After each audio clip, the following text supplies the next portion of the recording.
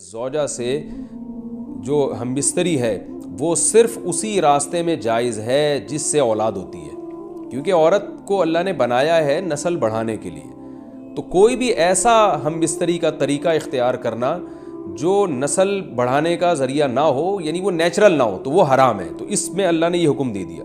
تو اس سے صاف یعنی حدیث سے بھی پتہ چلتا ہے اور تمام فقہاء کا اجماع بھی ہے اس آیت کی روشنی میں کہ مسئلہ تھوڑا حیا کے خلاف ہے، لیکن میرا خیال ہے بتانا ضروری ہے کہ پچھلے راستے سے عورت سے ہم بستری کرنا بالکل حرام ہے، ناجائز ہے. اور نبی صلی اللہ علیہ وسلم کی اس پہ بہت شدید لعنت ہے، بہت شدید وعید ہے.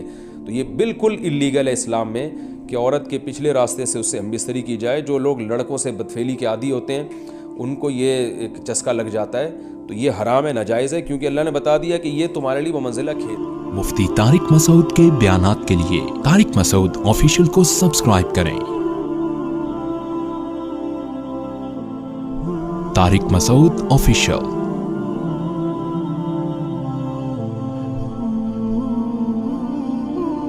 اللہ نے ارشاد فرمایا نساؤکم حرث لکم، تمہاری عورتیں تمہارے لیے بمنزلہ کھیت کے ہیں. حرث عربی میں کھیت کو کہتے ہیں. تو بمنزلہ کھیت کے ہیں.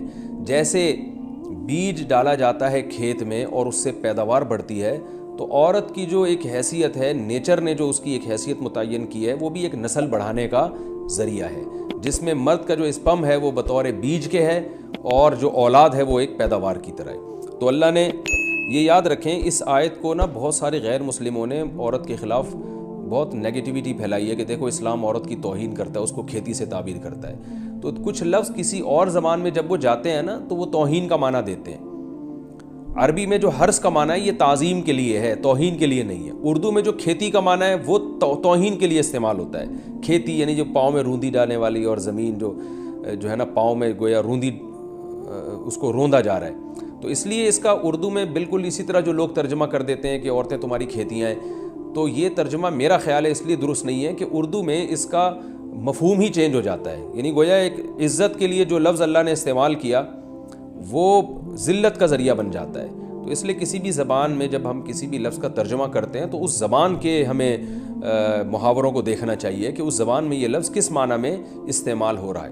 مثال کے طور پر ہو سکتا ہے کتا کا لفظ کسی زبان میں وفاداری کے لیے استعمال ہوتا ہو، کسی کو لوگ ڈاگ کہتے ہوں تو اس کا مقصد ہوتا ہے وفادار انسان ہے، لیکن ہمارے یہاں اردو میں گالی ہے وہ. اور آپ بولیں کہ بھئی وہ فلاں قوم ڈاگ کہتی ہے تو ہم کتا کہیں گے، تو آپ جب اس کا ترجمہ اردو میں کریں گے تو کتے سے نہیں کر سکتے. تو اسی طرح یہ عربی کا جو لفظ ہے اس میں بھی یہ چیز غور یعنی ملحوظ رہنی چاہیے. تو اس لیے اس کا ترجمہ کیا جائے گا تمہاری عورتیں تمہارے لیے پیداوار بڑھانے کا ذریعہ ہیں، نسل بڑھانے کا ذریعہ ہیں. فاتوا حرثکم، تم اپنے اس نسل بڑھانے کے ذریعے کے پاس آؤ، انا شئتم، جیسے چاہو، وقدموا لانفسکم، اور اپنے نفسوں کے لیے آگے بھیجو. یعنی اولاد کی نیت سے آیا کرو زوجہ کے پاس اور آخرت کے لیے انتظام کرو، یعنی اولاد پیدا کر کے جو تاکہ دنیا اور آخرت میں تمہارے لیے، فیوچر میں تمہارے لیے کام آئے. دنیا بھی داخل ہے، آخرت بھی داخل ہے. تو اس آیت کا بھی ایک شان نزول ہے کہ صحابہ کرام تو چونکہ جو خواتین تھیں مکہ میں صدیوں سے وہ لوگ آباد تھے، ان کے سفر خاص طور پہ عورتوں کے سفر بہت ہی کم ہوا کرتے تھے.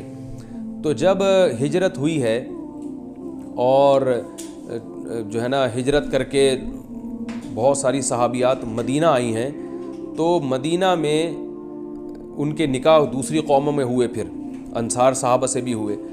تو چونکہ تقویٰ تھا ان خواتین میں، للہیت تھی، تو بعض جگہ ایسے واقعات ہوئے کہ میاں بیوی کے جو آپس کا ریلیشن ہوتا ہے، ظاہر ہے وہ ہر قوم میں اور ہر جو ہے شخص کا مزاج دوسرے سے مختلف ہوتا ہے.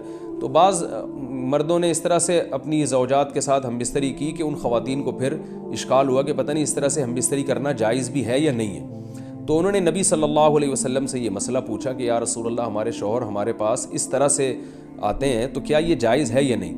تو ان کے سوال کو بھی مبہم رکھا گیا اور قرآن نے اس کے جواب کو بھی کنایتاً بیان کیا، کیونکہ مسئلہ بظاہر حیا کے خلاف ہے. تو قرآن جب بھی کوئی ایسی بات ہوتی ہے تو اشارتاً کنایتاً اس کا تذکرہ کر دیتا ہے تاکہ مسئلہ بھی واضح ہو جائے، کیونکہ ظاہر ہے اس کی ضرورت تو قیامت تک آنے والے انسانوں کو پڑ سکتی ہے نا. یہ تو ہر میاں بیوی کا اپنا ایک ذاتی مسئلہ ہوتا ہے کہ ہمیں کس طرح سے پرمیشن ہے، کس طرح سے پرمیشن نہیں ہے. تو اللہ تعالیٰ نے بھی اشارتاً ہی اس حکم کو قرآن میں بیان کر دیا، اور قرآن میں اس لیے بیان کیا کہ تاکہ اس میں کوئی اجتہادی اختلاف کی گنجائش نہ رہے۔ تو اللہ نے قرآن مجید میں بیان کیا، فرمایا نساؤکم حرث لکم، تمہاری جو ازواج ہیں، تمہاری جو بیویاں ہیں، وہ تمہارے لیے بمنزلہ کھیت ہیں۔ کھیت کا مطلب کیا ہوتا ہے؟ پیداوار بڑھانے کا ذریعہ۔ تو اس میں سب سے پہلا مسئلہ تو قرآن نے یہ بیان کر دیا کہ زوجہ سے جو ہم بستری ہے وہ صرف اسی راستے میں جائز ہے جس سے اولاد ہوتی ہے، کیونکہ عورت کو اللہ نے بنایا ہے نسل بڑھانے کے لیے۔ تو کوئی بھی ایسا ہم بستری کا طریقہ اختیار کرنا جو نسل بڑھانے کا ذریعہ نہ ہو، یعنی وہ نیچرل نہ ہو، تو وہ حرام ہے۔ تو اس میں اللہ نے یہ حکم دے دیا۔ تو اس سے صاف یعنی حدیث سے بھی پتہ چلتا ہے، اور تمام فقہاء کا اجماع بھی ہے اس آیت کی روشنی میں کہ مسئلہ تھوڑا حیا کے خلاف ہے، لیکن میرا خیال ہے بتانا ضروری ہے کہ پچھلے راستے سے عورت سے ہم بستری کرنا بالکل حرام ہے، ناجائز ہے، اور نبی صلی اللہ علیہ وسلم کی اس پہ بہت شدید لعنت ہے، بہت شدید وعید ہے۔ تو یہ بالکل اللیگل ہے اسلام میں کہ عورت کے پچھلے راستے سے اس سے ہم بستری کی جائے۔ جو لوگ لڑکوں سے بدفعلی کے عادی ہوتے ہیں ان کو یہ ایک چسکا لگ جاتا ہے، تو یہ حرام ہے، ناجائز ہے، کیونکہ اللہ نے بتا دیا کہ یہ تمہارے لیے بمنزلہ کھیت کے ہیں۔ تو اس میں قرآن نے وہ جو سوال تھا نا اس کی طرف اشارتاً جواب دے دیا، اور آگے فرمایا فاتو حرثکم، تم اپنے کھیت کے پاس آؤ، یعنی پیداوار بڑھانے کا جو ذریعہ ہے اس جگہ کی طرف آؤ، انا شئتم، جیسے چاہو، یعنی باقی جس طرح سے تم چاہو زوجہ سے ہم بستری کر سکتے ہو، اس میں کوئی خاص طریقہ متعین نہیں ہے۔ میاں بیوی کا ایک دوسرے سے کوئی پردہ نہیں ہے، ہن لباس لکم وانتم لباس لہن، یہ دونوں ایک دوسرے کے لیے لباس ہیں۔ تو اس میں طریقہ کار کوئی بھی ہو سکتا ہے، کسی بھی طرح سے کرنا چاہو ایک دوسرے سے لطف اندوز ہو سکتے ہو، لیکن فاتو حرثکم آنا موضع حرث میں ہے۔ حرث کا مطلب وہ اس جگہ کی طرف آنا ہے جہاں سے نسل بڑھتی ہے، کسی اور راستے کی طرف۔ اس سے صاف طور پر جو ہے نا وہ جو فاسق فاجر لوگوں کی جو برائی ہے، جو لڑکوں سے بدفعلی کے نتیجے میں پیدا ہوتی ہے، اس کا اللہ نے قلع قمع کر دیا کہ اس کی اسلام میں بالکل اجازت نہیں ہے۔ باقی طریقہ کار کیا ہوگا یہ تمہارے اوپر، اس کی اللہ نے تمہیں اجازت دی ہے۔ وَقَدِّمُوا لِأَنفُسِكُمْ، اور چونکہ بار بار حرث کا تذکرہ ہو رہا ہے کہ نسل بڑھانے کا، تو اس لیے اللہ نے فرمایا کہ قدموا لانفسکم، اپنی ذات کے لیے فیوچر میں انتظام کرو۔ قدموا کا مطلب آگے بھیجو اپنی ذات کے لیے سرمایہ۔ کیا مطلب؟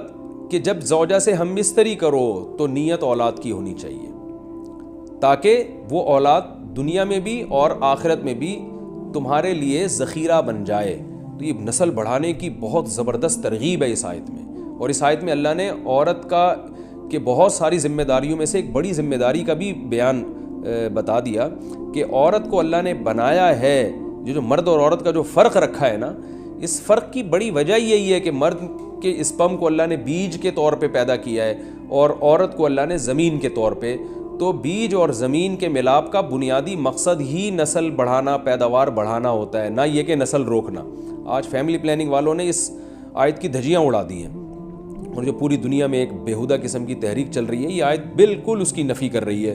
اس لیے اللہ نے فرمایا اچھا، اللہ نے اس کا بھی جواب دے دیا کہ جو فیملی پلاننگ والے کہتے ہیں نا نسل بڑھنے سے تمہارا نقصان ہوگا، خرچے بڑھ جائیں گے، تو اللہ فرماتا ہے قدموا لانفسکم، تمہارا فیوچر بن جائے گا، سنور جائے گا، کیونکہ اولاد پہ اتنی انویسٹمنٹ نہیں ہوتی جتنا اس کا آؤٹ پٹ ہوتا ہے۔ ان پٹ کم ہے، آؤٹ پٹ زیادہ ہے، انویسٹمنٹ کم ہے، اس کے جو پروفٹ ہے وہ زیادہ ہے، دنیا میں بھی اور آخرت میں بھی۔ تو اللہ نے فرمایا اپنے نفس کے لیے، فیوچر کے لیے انتظام کرو، بڑھاپے کے لیے انتظام کرو۔ تمہارے بیٹے ہوں گے، بیٹیاں ہوں گی، پوتے ہوں گے، نواسے ہوں گے، بہویں ہوں گی، یہ دنیا کا مستقبل اور آخرت کا مستقبل کیا ہے۔ جو عبداللہ بن عمر رضی اللہ تعالیٰ عنہ نے جب نکاح کا ارادہ ترک کیا تو آپ کی جو ہمشیرہ تھی حضرت حفصہ، انہوں نے فرمایا کہ نکاح کرو، تمہارے اولاد ہوگی، دنیا سے جاؤ گے تو تمہارے لیے دعائیں مانگے گی، تو یہ آخرت کے لیے ذخیرہ ہے۔ تو اس لیے اللہ نے فرمایا کہ آخرت کے لیے ذخیرہ کرو، واتقوا اللہ، اور اللہ سے ڈرو، واعلموا انکم ملاقوہ، اور جان لو کہ تم نے ایک دن اللہ سے ملاقات کرنی ہے۔ تو جتنے حکام اللہ نے تمہیں اس آیت میں دیے ہیں ان تمام حکام کو تم نے فالو کرنا ہے۔ وبشر المؤمنین، اور ایمان والوں کو خوش